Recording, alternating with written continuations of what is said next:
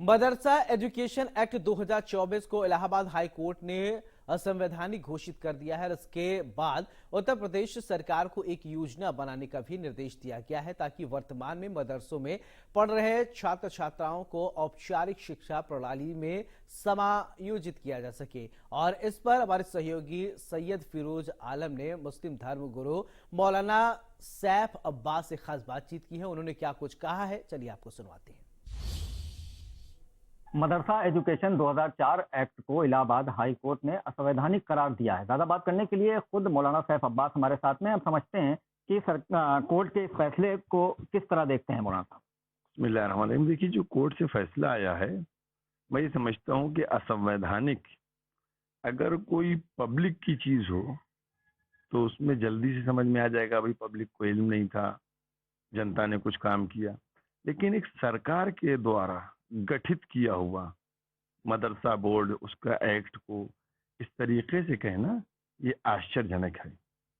और इसमें मैं ये समझता हूँ कि जो सरकार के ज़माने में हुआ 2004 जो एक्ट है, उसमें कमियां देखना पड़ेंगी कि क्या ऐसी कमी निकल आई कि आज वो असंवैधानिक हो गया।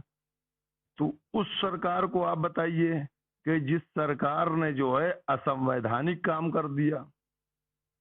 मैं ये समझता हूँ कि इसमें गौर करने की ज़रूरत है, और जब तक कानूनी अफराद इसमें तह में नहीं जाएंगे और नहीं समझेंगे, तो मैं समझता हूँ कोई बात सामने आना बहुत जल्दी मुश्किल है। वही समझने की बात है कि सरकार का एक्ट था जिसमें कई सौ मदरसे जो हैं इसमें संचालित थे, उन लोगों को बराबर ग्रांट मिल रही थी, एक अच्छी रकम वहाँ पे मदरसे के टीचरों को मिलती थी। तो अगर इस तरह से इसको अचानक कोर्ट का ये फैसला, तो काफी इसमें बच्चों का मुस्तकबिल भी अदर में होगा, साथ में शिक्षकों का भी।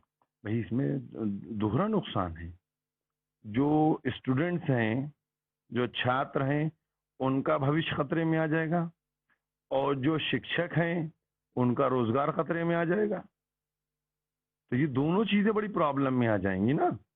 अब इसके लिए तो मैं समझता हूँ कि जो हमारे उत्तर प्रदेश की सरकार है, इसको देखना चाहिए कि जो चीजें अगर कुछ ऐसी हैं कि जो हमारे हाई कोर्ट के निगाह से गैर कानूनी है, उन चीज़ों को तब्दील करें।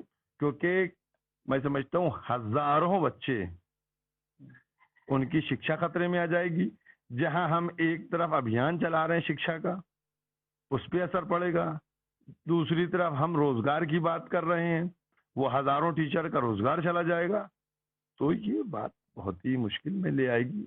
लिहाजा उत्तर प्रदेश की सरकार जो इसको देखे, और जो हमारे एडवोकेट जनरल हैं इसके ऊपर गौर करें कि आखिर इसमें क्या खराबी रह गई है पिछली सरकार से कि जो असंवैधानिक कहा जा रहा है। ना कि मौलाना साहब, सरकार को एक योजना बनाने के भी निर्देश दिए गए हैं कि एक योजना बनाई जाए जिसमें जो बच्चे पढ़ रहे हैं उनको कहीं ना कहीं उसमें समायोजित किया जाए। हाँ, तो ये तो सरकार के ऊपर है। यार सरकार को चाहिए कि इस तरीके से इस पर तुरंत काम करना चाहिए, क्योंकि इससे पहले भी ऐसा हुआ था और उसका अभी तक कोई जवाब नहीं आया। जो टेम्परेरी शिक्षा दी जाती थी इंग्लिश की और साइंस की गवर्नमेंट की तरफ से, और गवर्नमेंट उन टीचर्स को सैलरी देती थी, वो भी बंद हो गई है कई महीने से, उसके ऊपर भी नहीं आया।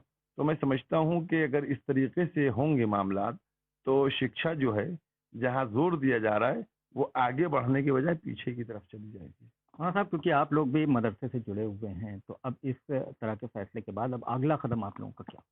नहीं, कदम तो इसमें देखिए, चूंकि हाईकोर्ट का फैसला है तो इसमें जो कानूनी लड़ाई है उसके ऊपर होगा। इसमें अभी ये आज आया है, इसके बाद जो लीगल टीम है वो इसके ऊपर बैठेगी, देखेगी क्या कमियां थी, किस बेस के ऊपर इसको असंवैधानिक कहा गया है, वो सही हैं या गलत हैं। उसके बाद रास्ता कानूनी लड़ाई का बहुत बड़ा है, वो खुला हुआ है। और मैं समझता हूँ कि जैसे ये सुप्रीम कोर्ट मामला पहुंचेगा, सुप्रीम कोर्ट जो है इस मामले के ऊपर स्टे कर देगा।